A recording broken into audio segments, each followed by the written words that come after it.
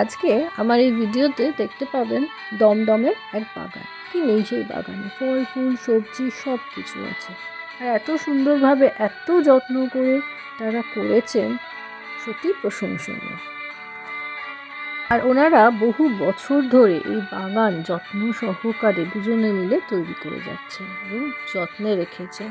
প্রচুর গাছপালা, প্রচুর অক্সিজেন, চারিদিকের এনভায়রনমেন্টও তাতে অনেক উন্নত হচ্ছে। তাই আশা করি এই ভিডিওটা দেখে যারা এখনও বাগান করেননি বা ছোটো গাছও যদি বাড়িতে রাখতে পারেন, তাতে আপনাদের নিজেদের হেলথ ইমপ্রুভ করবে। যদি কোনো টিপস লাগে বা যত্ন কীভাবে করবেন জানতে হয়, আপনারা কমেন্ট বক্সে কোয়ারি করতে পারেন, ওনারা নিশ্চয়ই রিপ্লাই দেবেন।